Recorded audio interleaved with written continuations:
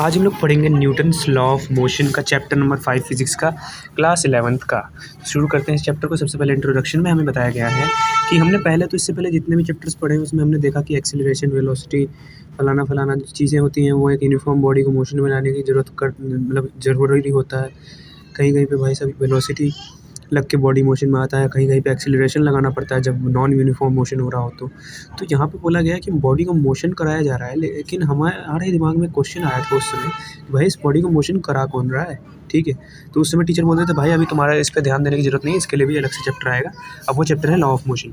तो अब हम लोग यहाँ पे बेसिकली इस बारे में बात करने वाले हैं कि भाई साहब आखिर ये फोर्स आता कहाँ से है, वो बॉडी मूव कैसे करता है। तो सबसे पहले कॉमन बातें कर लेते हैं रोज़मर्रा की ज़िंदगी से कि भाई साहब जैसे कि हम लोग फुटबॉल तब तक नहीं हिलेगा जब तक कि उसको लात ना मारा जाए, या फिर जब तक कि हवा तेज़ ना चले, इतनी तेज़ कि वो फुटबॉल को आराम से उड़ा सके। तो किसी ना किसी को तो वो लात मारनी पड़ेगी फुटबॉल को, तभी वो चलने लगेगा। ठीक है, तो उसी तरीके से अगर एक पत्थर को हवा में फेंकना है, ऊंचा फेंकना है, तो हम लोग को किसी ना किसी को उसको फेंकना पड़ेगा। अपने आप बड़े बड़े पत्थर तोड़ना नहीं लगेगा, जादू वाला जगह तो है नहीं। साइंटिफिक भाई साहब हर चीज़ का एक कारण होता है। ठीक है ना, तो जब तक वो पत्थर तब तक नहीं हिलेगा जब तक कि उसको कोई लात ना मारे या उसको हवा में ना फेंके, तब तक वो ऊपर नहीं जाएगा। उसी तरीके से भाई साहब पेड़ जो होते हैं, पेड़ तेज़ तेज़ हवाओं से हिलने लग जाते हैं। पेड़ की ब्रांच ऐसा तो नहीं है कि अगर पेड़ अपने आप ही हिलने लग जाता है, तेज़ हवा चलती है तो वो हिलने लग जाता है, और ज़्यादा ही तेज़ हवा चलती है, तूफ़ान आता है तो वो बहुत भारी से भारी चीज़ों को उड़ा ले जाता है। जैसे कभी-कभार तूफ़ान आता है तो भाई साहब गाड़ी-वाड़ी सब उड़ जाती है। नाव जो होता है वो नदी में अगर छोड़ दोगे चलती हुई नदी में, तो वो अपने आप चलता है बिना किसी आदमी के चलाए हुए से। कोई आदमी चलाता भी नहीं उसको, फिर भी वो अपने आप हिल जाता है नदी की गति की वजह से, नदी के बहाव की वजह से। तो भाई साहब यहाँ पे कहीं न कहीं कोई ना कोई एक्सटर्नल फ़ोर्स है वो ज़रूर लग रहा होगा, क्योंकि इसके बिना ये नहीं हो सकता संभव। हमने छोटी क्लास में पढ़ा भी हुआ है न्यूटन लॉ ऑफ मोशन, जैसे कि कोई भी बॉडी जब तक नहीं रुकेगा, जब तक कि उस पे एक एक्सटर्नल फ़ोर्स ना लगाया जाए, तब तक नहीं चलेगा जब तक कि उस पे कोई एक्सटर्नल फ़ोर्स ना लगाया जाए। तो ये भी बता रहा है कि ऐसा नहीं हो सकता भाई साहब कि बॉल अपने आप ही चलने लगेगा, उसको लात मारना पड़ेगा तुमको। ठीक है, तो यहाँ पे बहुत सारे एग्जांपल है। अब यहाँ पे बोल रहा है कि ज़रूरी नहीं है कि वो कांटेक्ट में ही हो ऑब्जेक्ट, क्योंकि अभी तक हमने जितने भी एग्जांपल देखे वो सारे कांटेक्ट में थे। तो नॉन कांटेक्ट के लिए एग्जांपल ले लो, ग्रेविटी। भाई साहब तुम हवा में कुछ भी फेंकोगे वो अपने आप नीचे आ जाता है बिना किसी दिक्कत के। तो उसको ग्रेविटी खींच रही है अपनी तरफ, और ग्रेविटी कांटेक्ट में भी नहीं है उस ऑब्जेक्ट की। मैग्नेट जो होता है, मैग्नेट दूर से ही एक आयरन को मतलब एक कोई भी लोहे की चीज़ को खींच लेता है अपने पास, जबकि वो भी कांटेक्ट में नहीं होता उस बॉडी का, फिर भी उसको दूर से खींच लेता है। यहाँ पे बता रहा है कि एक्सटर्नल फोर्स कुछ ना कुछ होता है जो कि काम करता है उस बॉडी पे, तभी वो हिलता है, तभी वो मोशन करता है। तो ऐसा ज़रूरी नहीं है कि वो कांटेक्ट में ही हो, वो नॉन कांटेक्ट और कांटेक्ट दोनों से मतलब एक्सटर्नल एजेंसी हो सकती है, जो वो नॉन कांटेक्ट भी हो सकती है और कांटेक्ट भी हो सकती है उस ऑब्जेक्ट की। एक्सटर्नल एजेंसी किसे कहा गया है, जो कि इन मोशंस को परफॉर्म करवा रहे हैं। जैसे कि हमने लात मारा तो कुछ ना कुछ एक्सटर्नल फोर्स लगा होगा, तभी वो बॉल वहाँ से हिला। नाव में नदी से कुछ ना कुछ, स्ट्रीम से कुछ ना कुछ फोर्स लगा होगा, एक्सटर्नल, हम लोग इसको एक्सटर्नल एजेंसी कह रहे हैं। ठीक है, तो उसकी वजह से वो हिलने लगा। तो यहाँ पे बोल रहे हैं कि चलो अभी तक तो मान लिया हमने, so far so good. What if a body is moving uniformly, अगर एक बॉडी यूनिफॉर्म मूव कर रही है तो क्या होगा भाई। मान लो कि स्केटर है, वो मतलब यूनिफॉर्मली मतलब एक नॉर्मल स्पीड से चलाया जा रहा है, सेम स्पीड से चलाया जा रहा है। ठीक है, आइस स्लैब पे, यानी कि बर्फ़ की सिल्ली में, मान लो कि बर्फीला एरिया होता है जहाँ पे आइस स्केटिंग करते हैं लोग, तो ऐसे ही बर्फ़ वाला सतह है, उस पे एक आइस स्केटर, जो आइस स्केटर होता है स्की करता है ना, तो वही बोल रहा है कि आइस स्केटर स्की कर रहा है कांस्टेंट स्पीड से। तो बोल रहा है क्या इसके ऊपर कोई एक्सटर्नल फोर्स काम कर रहा है, या फिर कोई एक्सटर्नल फोर्स की ज़रूरत है जो कि उस बॉडी को यूनिफॉर्म स्पीड में रखे। अब जैसे मान लो कोई एक बॉडी है, उसको धक्का लगा रहे हो तो वो आगे बढ़ता है, तो उसकी स्पीड चेंज होती है, यूनिफॉर्म नहीं रहती है।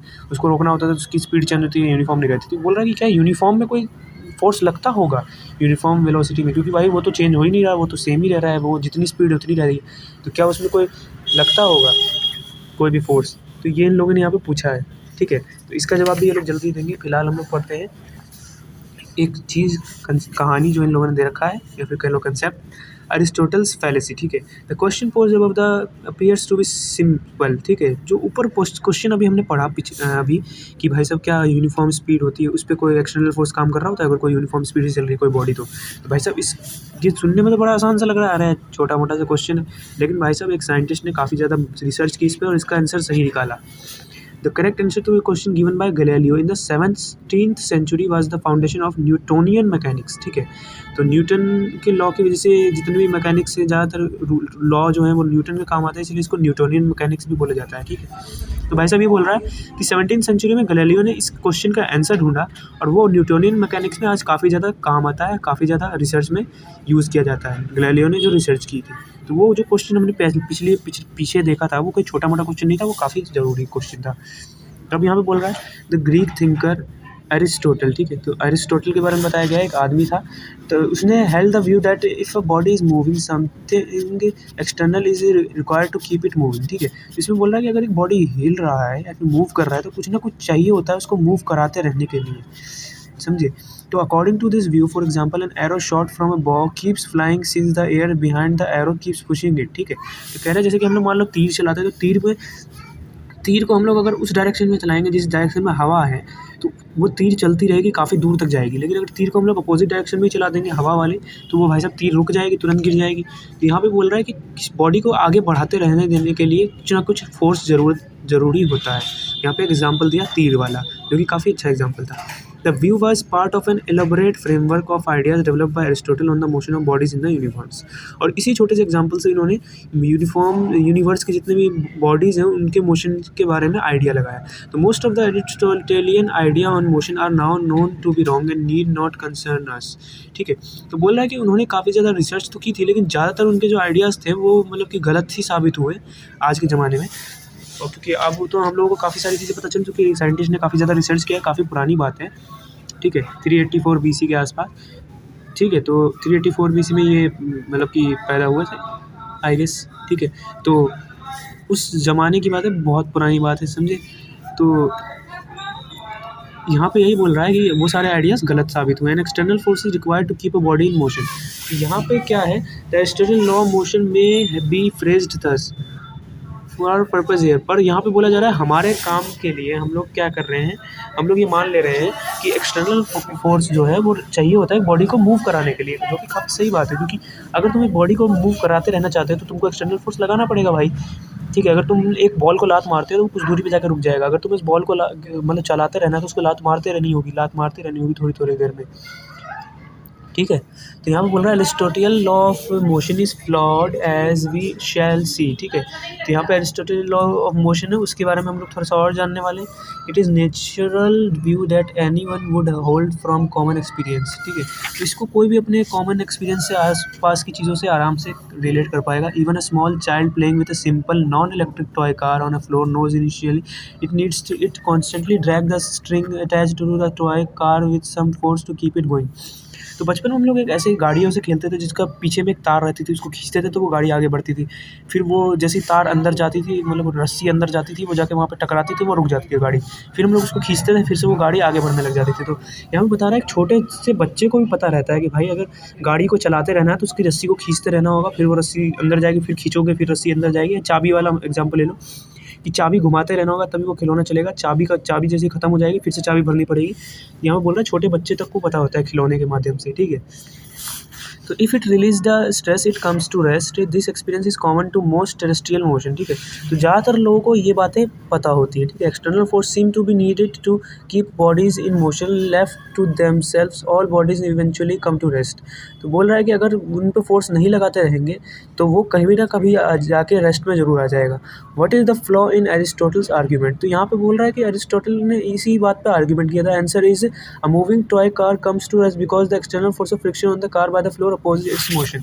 तो यहाँ पे ये बता रहा है कि देखो भाई, अभी तुम बोलोगे कि ये जब तुमने पढ़ा ऊपर वाला स्टेटमेंट तो तुम लोगों को लग रहा होगा अरे ये तो गलत स्टेटमेंट लग रहा है, या तो ये गलत है या फिर न्यूटन भैया ने जो लॉ बनाया है वो गलत है। क्योंकि न्यूटन लॉ में कहा गया है कि एक बॉडी को जब तक रोका नहीं जा सकता, जब तक उस पर एक एक्सटर्नल फोर्स ना लगाई जाए, और जब तक उसको हिलाया नहीं जा सकता जब तक कि उस पर एक एक्सटर्नल फोर्स ना लगाई जाए। कहने का मतलब अगर मैंने एक बॉल को मारा धक्का तो भाई साहब वो आगे बढ़ता ही रहेगा, कभी वो रुकेगा नहीं जब तक कि मैं रोकने के लिए और धक्का ना मार लगाऊँ उसको। तो सामने से वो चलता ही जाएगा। ऐसे तुम्हारे टीचर ने बताया होगा। तो क्या वो गलत बात है या फिर ये एरिस्टोटल ने जो बनाया था लॉ अपना कि एक बॉडी को हमेशा चलते रहने के लिए एक धक्का लगाना ज़रूरी है, ये सही है। तो भाई साहब यहाँ पे ये बोल रहा है कि moving toy car come to rest. अब यहाँ पे बोल रहा है लॉजिक क्या है इस बात का। लॉजिक ये है कि भाई वो रेस्ट पे इसीलिए आता है कार क्योंकि उसकी एक्सटर्नल फ्रिक्शन फोर्स लगती है। पहले के ज़माने में फ्रिक्शन फोर्स नहीं पता था किसी को, ठीक है। इसीलिए न्यूटन के लॉ पे थोड़ा शक हो रहा था कि भाई न्यूटन भैया ने सही लॉ दिए हैं कि नहीं, क्योंकि वो गाड़ी को मान लो धक्का दिया, वो आके रुक जाती है भाई आगे, खिलौने को धक्का दिया वो भी रुक जाती है भाई, बॉल को फेंकेंगे वो भी रुक जाती है। तो ये सब कारण था फ्रिक्शन फोर्स का, आगे जाके डिस्कवर हुआ और न्यूटन भैया का लॉ बहुत सही थे, ठीक है। तो यहाँ पे बोल रहा है कि फ्रिक्शन से वो रुक जाता है। To counter this force the child has to apply an external force on the car in the direction of motion. तो बोल रहा है कि इसीलिए हम लोगों को बार बार धक्का देना पड़ता था, बार बार रस्सी खींचनी पड़ती थी इस गाड़ी की, क्योंकि फ्रिक्शन बार बार उसे रोक देता था। When the car is in uniform motion there is no net external force acting on it, the force by the child cancels the force, ठीक है। तो यहाँ पे बेसिकली ये बता रहा है कि जब एक गाड़ी चल रहा होता है तो उस पर कोई एक्सटर्नल फोर्स मतलब यूनिफॉर्म मोशन में चल रहा होता है तो कोई एक्सटर्नल फोर्स नहीं लगता है। अरिस्टोटल भैया गलत बोल रहे थे, और यहाँ पे लिखा भी हुआ कि काफ़ी सारी चीज़ें अरिस्टोटल की गलत भी थी, ठीक है। काफ़ी सारी चीज़ें उन्होंने गलत पढ़ाई थी, तो काफ़ी सारी बातें उनकी गलत निकली थी, ठीक है ना। तो यहाँ पे लेकिन बोल रहा है कि हम लोग मान लेते हैं इस बात को। तो यहाँ पे बोला है कि ये बात सरासर गलत है। अगर तुम लोग सोच रहे हो कि ऐसा ऐसा इन्होंने जो बोला अरिस्टोटल भैया ने वो सही बात है, तो तुम गलत सोच रहे हो। नहीं भाई, वो क्या है कि देखो, मान लो गाड़ी को तुमने धक्का दिया, वो चलता रहेगा, वो रुक इसीलिए जाता है क्योंकि फ्रिक्शन फोर्स इधर से लग रहा है। अगर फ्रिक्शन फोर्स को गायब कर दो तो वो भाई कभी नहीं रुकेगा, वो चलता ही जाएगा। मतलब धक्का मारने के बाद जो यूनिफॉर्म स्पीड से वो चल रहा है, तो वो कोई भी उस पर फोर्स नहीं लग रहा है, ठीक है। ये बात साबित होती है इससे कि वो जो एक्सटर्नल फ्रिक्शन फोर्स है वो कैंसिल कर देता है एक्सटर्नल फोर्स को। कुल मिला के यहाँ पे नो एक्सटर्नल फोर्स आ जाता है, ठीक है। यहाँ पे देख लो, तुम लोग पढ़ सकते हो। The corollary is if there were no friction the child would not be required to apply any force to keep the toy car in uniform motion। तो यहाँ पे यही बात बोलनी जा रही है, अगर ये नहीं होता भाई, फ्रिक्शन होता ही नहीं, तो भाई इसको धक्का ही नहीं मारना पड़ता है बार बार। एक बार खींच देता रस्सी, वो चलता ही जाता गाड़ी, वो कभी रुकता ही नहीं, लेकिन फ्रिक्शन की वजह से रुक जाता है। The opposing force such as friction, solid and viscous force for fluids, ठीक है। तो यही फ्रिक्शन जो होता है वो सॉलिड के लिए फ्रिक्शन फोर्स होता है और फ्लूइड्स के लिए विस्कस फोर्स होता है। तो अगर ये सारे फोर्स प्रेजेंट ही नहीं होते हैं नेचुरल वर्ल्ड में या फिर रियल वर्ल्ड में, तो भाई साहब कभी गाड़ी रुकती ही नहीं, वो चलती जाती है, उसमें हमें बार बार धक्का नहीं मारना पड़ता। गेंद भी भाई साहब कभी नहीं रुकती, वो चलती जाती, हमको बार बार उस पर लात नहीं मारना पड़ता। तो this explains why forces by external agencies are necessary to overcome motion. इसीलिए बोला जा रहा है कि फोर्सेज जो एक्सटर्नल एजेंसी से लगता है वो काफ़ी ज़्यादा ज़रूरी होता है, ठीक है। यूनिफॉर्म मोशन रखने में बॉडी का भी काम आते हैं, क्योंकि भाई साहब देखो, यूनिफॉर्म मोशन में वो फ्रिक्शन की वजह से रहता है, फ्रिक्शन हट जाएगा तो दिक्कत आ जाएगी, ठीक है। अब भाई वो गाड़ी रुकेगी नहीं कभी अगर फ्रिक्शन नहीं रहा तो, ठीक है। फ्रिक्शन रहता है तो इसका मतलब ये नहीं कि वो यूनिफॉर्म बॉडी मतलब यूनिफॉर्म मोशन कर रहा है तो उस पर कोई एक्सटर्नल फोर्स लग रही नहीं भाई, फ्रिक्शन को हटा दो, अपने आप समझ में आ जाएगा। तो न्यूटन भैया के जितने भी लॉ थे वो सारे सही थे। Now we understand where Aristotle went wrong. तो हमें पता चल गया कि कहाँ पे भैया अरिस्टोटल गलत था।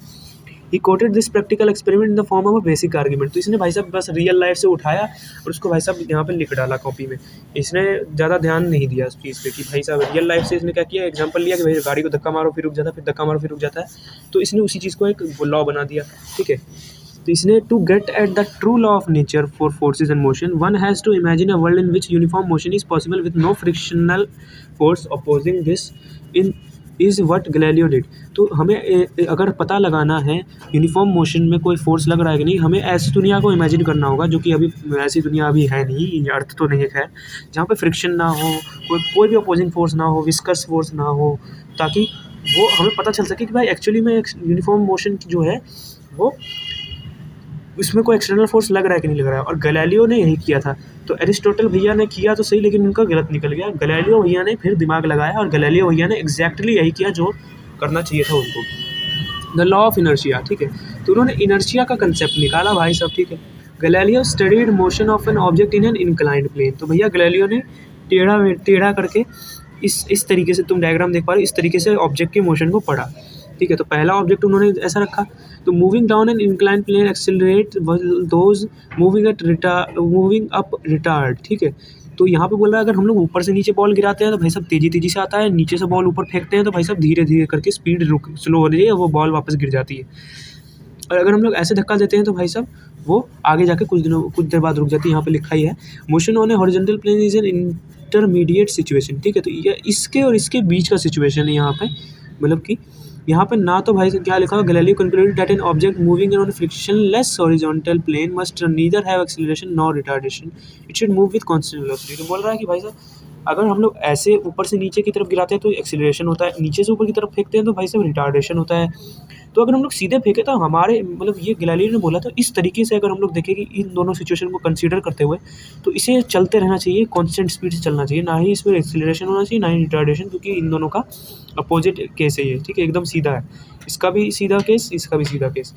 तो it should move with constant velocity, इसको कांस्टेंट स्पीड से जाना चाहिए, कांस्टेंट वेलोसिटी से जाना चाहिए, ठीक है, सेम स्पीड से चलते रहना चाहिए।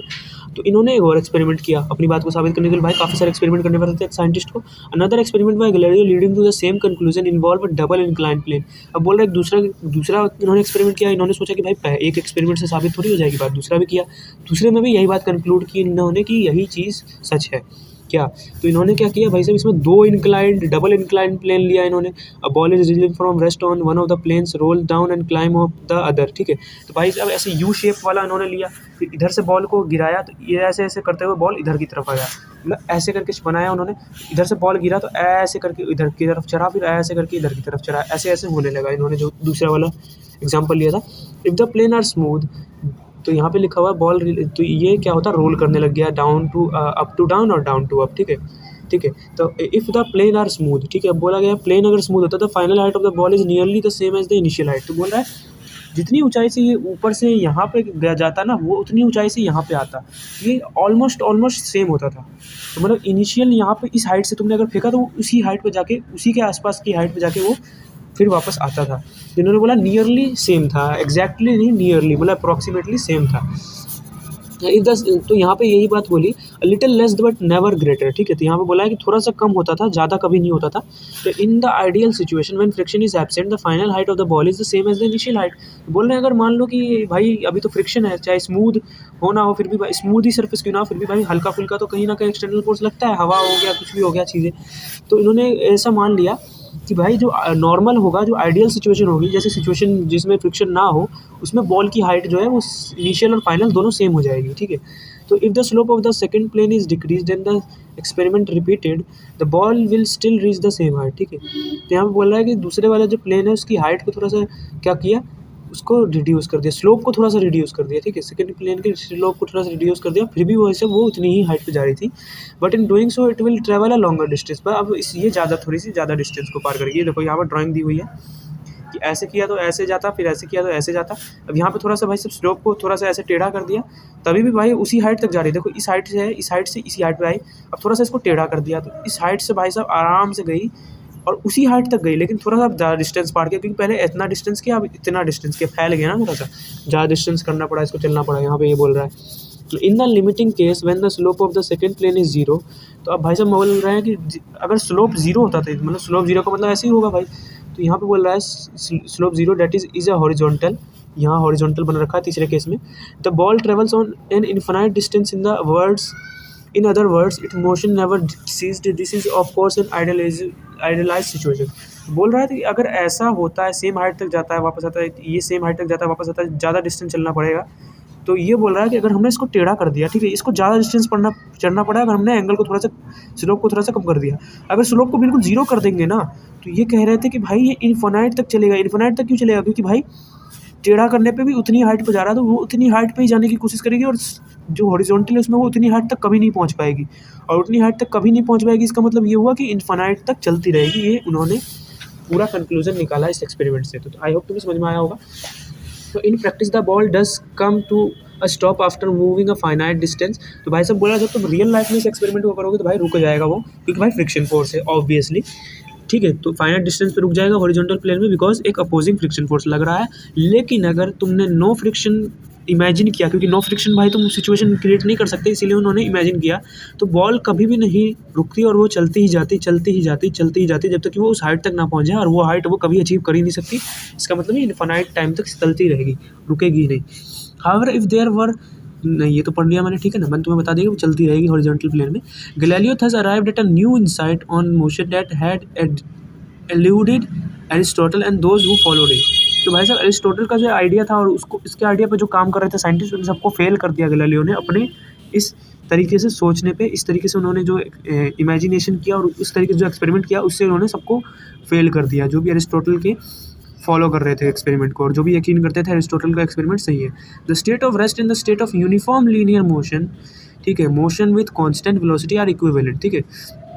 तो अगर रेस्ट पे कोई बॉडी है और कोई बॉडी कांस्टेंट मोशन से चल रही है, उन दोनों को सेम ही कंसीडर किया जाता था, क्योंकि भाई साहब जो रेस्ट पे बॉडी है उस पर भी कोई फोर्स नहीं लग रही है नेट एक्सटर्नल ओवरऑल, और जो मोशन में जा रही है उस पर भी ओवरऑल नेट एक्सटर्नल फोर्स नहीं लग रहा है, ठीक है।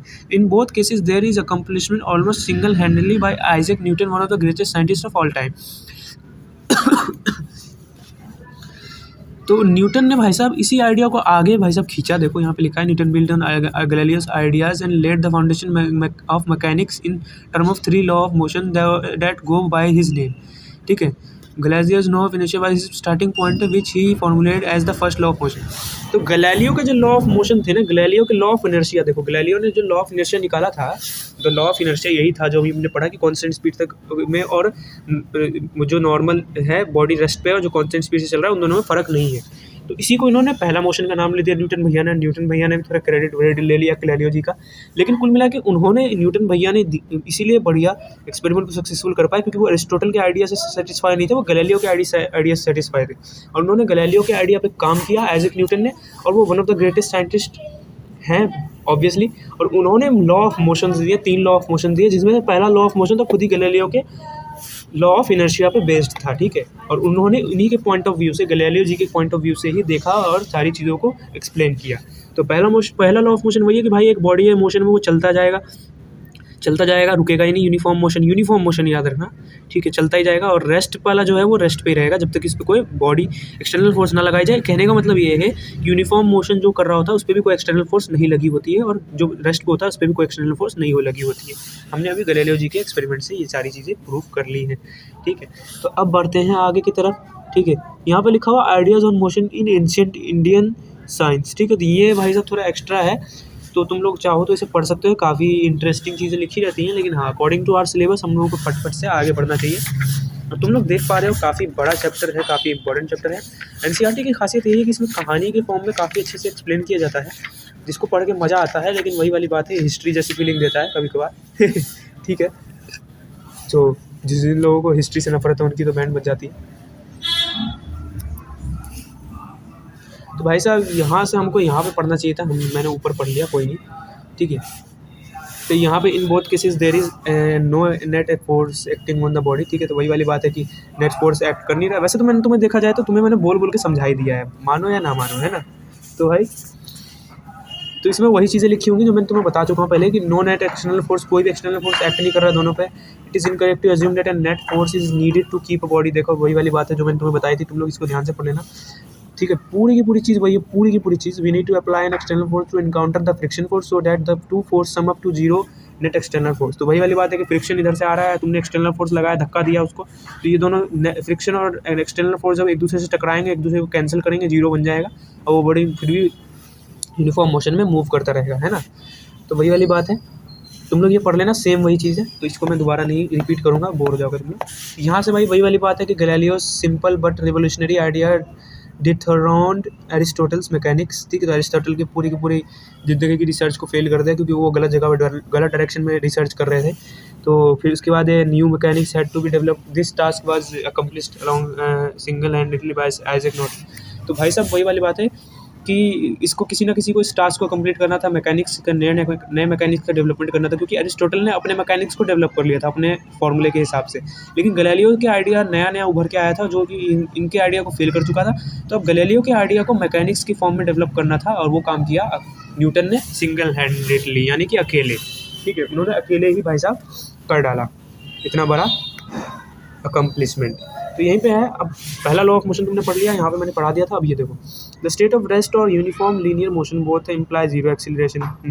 The first law of motion can therefore be simply expressed as if the net external force on a body is zero, it accelerates is zero, acceleration can be non zero only if there is a net external force on the body. तो वही वाली बात है, देखो इसको दूसरे भाषा में समझाया गया है, जिनको समझ में ना आया हो ये वाली भाषा। वैसे ये वाली भाषा बहुत ही आसान है। तो दूसरी भाषा ये है कि भाई एक बॉडी जो है अगर वो रेस्ट पे पड़ा हुआ है तो वो, और उसका एक्सेलरेशन भी जीरो होगा, रेस्ट पे रहेगा तो भाई एक्सेलरेशन जीरो रहेगा, और वेलोसिटी भी जीरो रहेगी। वेलोसिटी के बारे में खैर बात नहीं की है, क्योंकि ये एक कांस्टेंट एक्सेलरेशन से एक बॉडी जो मूव कर रही है ना, वो काफ़ी ज़्यादा लोगों को सर दर्द देती है। इसीलिए इन लोगों ने ये नया दूसरा डेफिनेशन बनाया, वो है कि एक बॉडी है, उस पर नेक्स्ट एक्सटर्नल फोर्स जो है अगर वो जीरो है, ठीक है, और एक्सेलरेशन जीरो है, तो भाई साहब जब तक कि उस बॉडी पे वो नेक्स्ट एक्सटर्नल फोर्स जो है वो जीरो से बढ़ नहीं जाता, या फिर उस बॉडी पे जो है एक्सेलरेशन वो जीरो से बढ़ नहीं जाता, तब तक कि भाई साहब वो बॉडी क्या है, वो बॉडी रेस्ट पे कंसीडर की जाएगी, ठीक है, या फिर यूनिफॉर्म एक्सेलरेशन पे कंसीडर की जाएगी, ठीक है।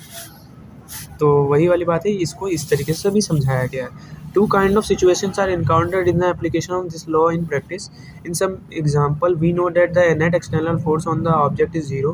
In that case, we can conclude that the acceleration of the object is zero. तो बोला गया अगर किसी बॉडी पे नेट एक्सटर्नल फोर्स, मतलब चारों तरफ से फोर्स, एक बॉडी है, मैंने इधर से धक्का मारा, तुमने इधर से धक्का मारा, वो जीरो हो गया एक्सटर्नल फोर्स, मान लो कट कुट के, इस बॉडी की कोई भी एक्सेलरेशन नहीं होगी, भाई उस बॉडी तो रेस्ट पे रहेगा, ठीक है। नेट एक्सटर्नल फोर्स अगर जीरो है तो मतलब भाई साहब बॉडी रेस्ट पे, खत्म कहानी। लेकिन ज़रूरी नहीं है, क्योंकि भाई साहब ये अभी हमने पढ़ा है, एक बॉडी कांस्टेंट एक्सेलरेशन से भी जा सकती है, ठीक है, क्योंकि हमने अभी पढ़ा है ऊपर गैलीलियो की थिंकिंग से कि नेक्स्ट एक्सटर्नल मतलब कांस्टेंट एक्सेलरेशन से जाती हुई बॉडी पे भी नेट एक्सटर्नल फोर्स जो है वो जीरो ही होता है। तो ये काफ़ी खतरनाक चीज़ है, बच के रहना इससे, ठीक है। तो in some example we know that in that case we can conclude that the acceleration of the body zero. तो भाई साहब एक्सेलरेशन से हम लोग पहचानेंगे कि एक्सेलरेशन को हम लोग यहाँ पे कंसीडर करेंगे, एक्सेलरेशन बॉडी की जीरो होनी चाहिए, ठीक है। ये यहाँ पे बोला गया था कि कंफ्यूजन अराइज ना हो। For example a spaceship out in the Interstellar space. देखो अब तुम्हारी भाषा में समझाया गया एनसीईआरटी वालों ने तुमको, भाई साहब और क्या चाहिए तुमको। स्पेस वाली मूवीज़ देखते हो, स्पेस वाली मूवीज़ पसंद है, लो स्पेस वाला एग्जाम्पल समझाया। स्पेस में एक स्पेसशिप गया हुआ है, ठीक है, फार फ्रॉम अदर ऑब्जेक्ट, मतलब काफ़ी दूर है भाई साहब, सुनसान है एरिया, कोई प्लैनेट नहीं है, with all its rocket turn off, और रॉकेट बंद पड़ी है, has no net external force acting on it, it acceleration according to the first law must be zero if it is in motion, it must continue to move with a uniform velocity. तो भाई साहब बोला गया कि rocket एक हवा में छोड़ रखा है, वहाँ पर कुछ भी नहीं है आसपास में। अब अगर रॉकेट के मतलब रॉकेट जो है बेसिकली क्या है, स्पेसशिप जो है इसके बूस्टर जो है, बूस्टर जिससे वो आगे बढ़ेगा, जो फायर निकलती तो आगे बढ़ता है ना, वो भाई साहब बंद पड़े हुए हैं, ठीक है, इंजन बंद पड़े हुए हैं। तो भाई साहब अगर हम लोग न्यूटन की बात माने या गैलीलियो की बात माने, तो उसके हिसाब से तो ये होना चाहिए कि भाई वो बॉडी या तो रुकी हुई होगी या फिर भाई चल रही होगी कांस्टेंट एक्सेलरेशन से। More often however we do not know all the forces to begin with. In that case, if we know that an object is unaccelerated, that is, it is either at rest or in uniform linear motion, we can infer from the first law that the net external force on the object must be zero. Gravity is everywhere for terrestrial phenomena in particular. Every object experience gravitational force due to the earth. ठीक है, तो भाई साहब ये बोला जा रहा है कि जो ग्रेविटी है वो अर्थ पे है, क्योंकि हर ऑब्जेक्ट ग्रेविटी को फील कर पाता है जो भी अर्थ पे होता है, ठीक है। तो खैर यहाँ पे बोला गया है कि भाई साहब जो फर्स्ट लॉ ऑफ मोशन है उसके अकॉर्डिंग अगर हम लोग स्पेसशिप के बारे में बात करें, तो वो स्पेसशिप भाई साहब या तो रुकी हुई होगी या फिर चल रही होगी। भाई काफ़ी ज़्यादा कंफ्यूजिंग हो जाता है कभी कभार कि भाई साहब वो रुक रही हो या चल रही है, ये पता लगाना। लेकिन हम लोग ये तो जरूर कह सकते हैं उस बॉडी के बारे में, उस बॉडी की एक्सेलरेशन जीरो है। अब यहाँ पे बोला है ग्रेविटी तो हर जगह पे बोला है, ये इस तरीके से बोला है, वो टेरेस्ट्रियल फिनोमिना, ठीक है, जो रहते हैं ना लोग किसी अगर जगह पे, जैसे प्लैनेट अर्थ को ही एग्जाम्पल लो, और कोई प्लैनेट तो खैर रहने लायक नहीं है, तो जैसे अर्थ है, तो अर्थ भाई साहब टेरेस्ट्रियल ऑर्गेनिज्म, पता है टेरेस्ट्रियल लाइफ, जैसे कि मतलब जीवित प्राणी जो होते हैं, तो टेरेस्ट्रियल फिनोमिना भाई साहब जहाँ पे लोग रह रहे हैं, तो उन लोगों ने देखा है कि ग्रेविटी भाई साहब हर जगह होती है। Every object experience gravitational force due to the earth. तो अर्थ की वजह से हर ऑब्जेक्ट जो अर्थ के अंदर है वो ग्रेविटेशनल फोर्स को मतलब क्या करता है, एक्सपीरियंस कर सकता है, ठीक है। Also objects in motion generally experience friction, ठीक है, तो ऑब्जेक्ट जो मोशन में होते हैं ना वो फ्रिक्शन या विस्कस फोर्स को फील कर पाते हैं। अर्थ के रिस्पेक्ट में बताया गया है, ये तो बोला कि इमेजिन करो एक ऐसे दुनिया जहाँ पे फ्रिक्शन ना हो, ग्रेविटी ना हो, कुछ भी ना हो, तो उस दुनिया में तो हमने देख लिया। अब इस दुनिया में क्या होता है भाई, इस दुनिया में भी देखो। तो also object in motion generally experience friction, ठीक है, तो ये सब होता है। If then on earth an object is at rest on uniform linear motion, it is not because there are no force acting on it, but because the various external force cancel out add up to zero net external force. तब बोल रहा है अगर अर्थ में तुम लोग example लोगे कि एक बॉडी रुकी हुई है या फिर एक बॉडी चलती जा रही है यूनिफॉर्म स्पीड से, तो इसका मतलब ये नहीं है कि इसमें नेट एक्सटर्नल फोर्स काम नहीं कर रहा है, नेट कोई भी फोर्स काम नहीं कर रहा है, कोई भी फोर्स काम नहीं कर रहा है, ये मतलब नहीं है। फोर्स तो काम कर रहा है, लेकिन जो जितने भी फोर्स है वो काम कर रहे हैं वो ओवरऑल मिलजुल के जीरो बन जा रहे हैं, और इस वजह से हम लोग कह रहे हैं कि वो बॉडी या तो यूनिफॉर्म स्पीड में चल रहा है या फिर जीरो है, यानी रेस्ट पे है। तो वो सारे फोर्सेस, ऐसा नहीं फोर्सेस लग ही नहीं रहे, फोर्सेस तो लग रहे हैं लेकिन वो जीरो हो जा रहे हैं, कैंसिल आउट हो गए। तो consider a book at rest on horizontal surface. एक और एग्जांपल लो, उससे भी नहीं समझ में आया तो भाई साहब एक बुक को मान लो, एक भाई साहब मैंने टेबल पे बुक रखी हुई है, ठीक है, it is subject to two external forces. जब भाई साहब दो एक्सटर्नल फोर्सेस पे लग रहा है, तुम अभी सोच के देखो तो कौन से दो एक्सटर्नल फोर्स लग रहा है। एक तो ग्रेविटी से लग रहा है भाई, ग्रेविटी हमेशा नीचे की तरफ लगता है फोर्स, और ऑब्जेक्ट को वो नीचे की तरफ खींचता है पृथ्वी की तरफ। तो एक ग्रेविटी फोर्स लग रहा है acting downward and the upward force on the book by the table. और एक फोर्स टेबल भी लगा रही है बुक पे। हाँ, तुम लोगों को पता नहीं होगा, अभी हम लोग पढ़ेंगे आगे में, ठीक है। तो इसमें न्यूटन लॉ ऑफ मोशन में ही पढ़ेंगे कि अगर कोई बॉडी पड़ी होती है ना किसी जगह पे, अर्थ के यहाँ पे टेबल के ऊपर, तो टेबल भी उसके ऊपर फोर्स लगा रही है, और बुक मतलब ग्रेविटी भी क्या कहते हैं उसके ऊपर फोर्स लगा रही है। टेबल उल्टी तरफ फोर्स लगा रही है, ग्रेविटी इस तरफ से फोर्स लगा रही है, टेबल इस तरफ से फोर्स लगा रहा है, ठीक है। और वो बॉडी इसी वजह से रेस्ट पे है, क्योंकि नेट एक्सटर्नल फोर्स ये नीचे से लगा, ये ऊपर से लगा, जीरो है। अगर सिर्फ ऊपर से ही लगता रहता तो वो हमेशा नीचे जाता रहता, वो हमेशा नीचे जाता रहता, वो रुकता नहीं। रुका इसीलिए हुआ है क्योंकि नीचे से कुछ ना कुछ फोर्स लग रहा होगा। ये हमने पहले जितने भी कंसेप्ट पढ़े उससे हम लोगों को क्लियर हो चुका है। तो भाई साहब वही वाली बात है। तो दो फोर्स लग रहे हैं acting upward and downward by the book. The normal force are is self adjusting force. तो भाई साहब नॉर्मल फोर्स है वो खुद अपने आप में एडजस्ट हो जाता है। भाई देखो टेबल पे तो ये लग गया है फोर्स, ठीक, टेबल ने तो भाई साहब अपना फोर्स इतना लगा ले। आर एक सेल्फ एडजस्टिंग फोर्स क्यों बोला है? टेबल पे मैंने किताब रखी हुई है, तो किताब का भाई साहब ये किताब को ये रेस्ट पे रख पा रहा है, किताब पे जितना ग्रेविटी लग रहा है उतना ये ग्रेविटी यहाँ से लगा पा रहा है। अगर इस टेबल पे मैं भी बैठ जाऊँगा तो भी ये टेबल नहीं टूटेगा, और ये टेबल मेरे को रोके रखेगा वहीं पर रेस्ट पे, क्योंकि भाई साहब ऊपर से मेरे ऊपर ग्रेविटी लग रही है, लेकिन टेबल भी नीचे से ग्रेविटी लगा रहा है। टेबल एडजस्ट कर चुका है अपने क्या करते हैं नॉर्मल फोर्स को, जो कि वो लगा रहा है इस ऑब्जेक्ट के ऊपर, एडजस्ट कर चुका है ताकि वो मेरे को भी संभाल सके इस टेबल के ऊपर। लेकिन ज़्यादा भारी सामान रख देंगे तो टेबल टूट जाएगा, ठीक है। ज़्यादा भारी सामान रख देंगे तो ये जो नीचे वाला फोर्स है वो कम हो रहेगा, और ग्रेविटी की फोर्स ज़्यादा हो जाएगी, वेट की वजह से वो नीचे आ जाएगा, टूट जाएगा, ठीक है। पृथ्वी से जाके मतलब धरती से जाके चिपक जाएगा बेसिकली, ठीक है। तो ये बातें हमको समझ में आ गई हैं अच्छी तरीके से।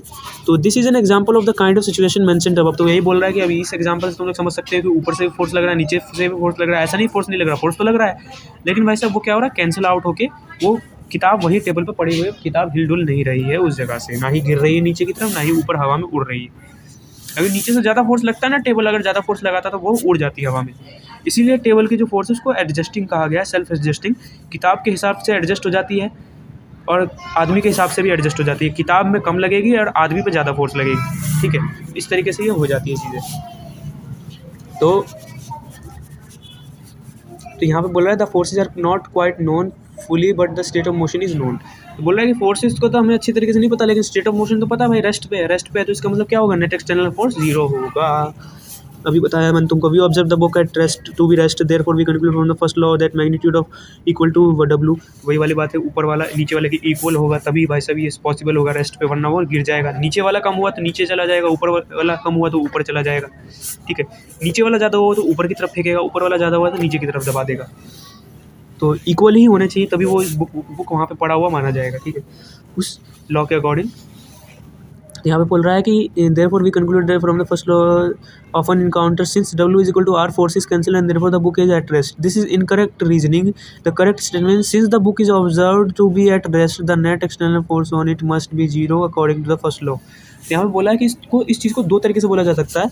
तो पहला तरीका तो ये है कि भाई the first law that the we conclude from the first law that the magnitude of R equals that of W. A statement often encountered is since W is equal to R, force is cancel and therefore the book is at rest. तो कुछ लोग बोलेंगे भाई साहब क्योंकि भाई साहब जो फोर्स टेबल ने लगाया वो फोर्स ग्रेविटी के इक्वल था, ग्रेविटी वाले फोर्स के इक्वल था, इसीलिए भाई साहब वो टेबल पे रेस्ट पे पड़ा हुआ बुक। नहीं, ये गलत स्टेटमेंट है। इस स्टेटमेंट को इस तरीके से बोलना चाहिए और इस तरीके से ही बोलोगे तुम कि बुक मुझे दिख रही है रेस्ट पे या बुक रेस्ट पे दिख रही है, इसका मतलब ये फर्स्ट लॉ के अकॉर्डिंग ये होना चाहिए कि उस बुक के ऊपर नेट एक्सटर्नल फोर्स जीरो होगी।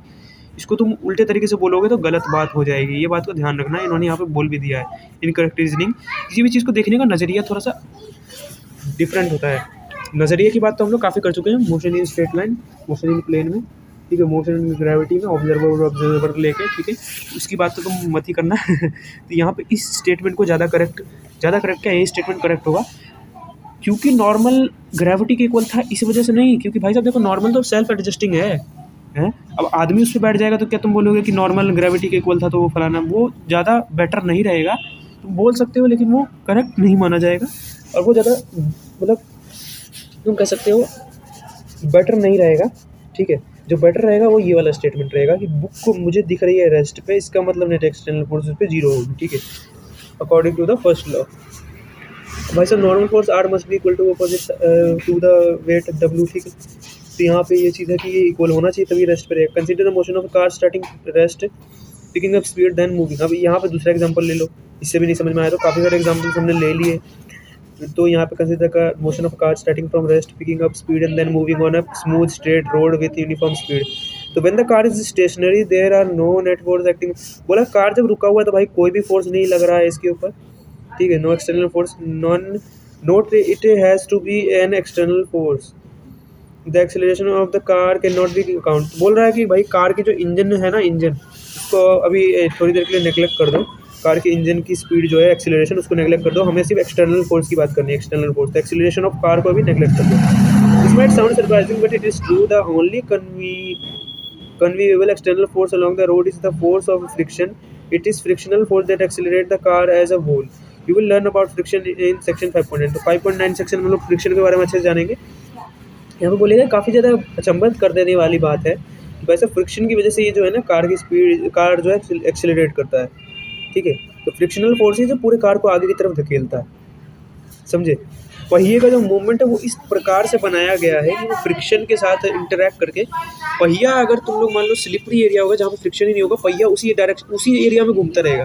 लेकिन क्योंकि फ्रिक्शन है तो पहिया आगे बढ़ा, देखो पहिया आगे बढ़ा और ये इस पोजीशन में ज़मीन ने होल्ड करके रखा हुआ है उस पहिए को, तभी वो आगे की तरफ ऐसे बढ़ा। अगर ज़मीन होल्ड ही नहीं कर पाती तो ये इसी एरिया में घूमता रहता, लेकिन ये ज़मीन उसको रोक लेती है और फिर वो आगे की तरफ बढ़ता है। तुम आई होप समझ गए होंगे चीज़ें, ठीक है ना।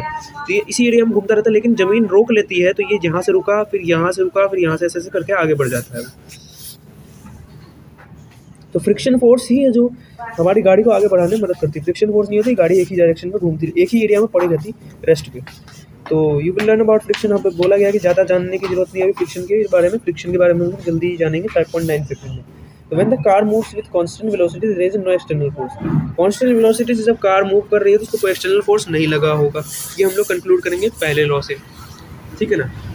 तो यहाँ पे एक्सेलरेशन को भी थोड़ी देर के लिए नेगलेक्ट करने को बोला है, इंजन की जो स्पीड है उसको भूल जाओ अभी थोड़ी देर के लिए, ये बोला है उस हिसाब से, ठीक है। The property of inertia contained in the first law is evidence in many situation. तो अब भाई जब जो पहला लॉ बना हुआ है उसमें जो गैलीलियो की प्रॉपर्टी थी इनर्शिया की, वो काफ़ी ज़्यादा सिचुएशन में मददगार साबित होती है।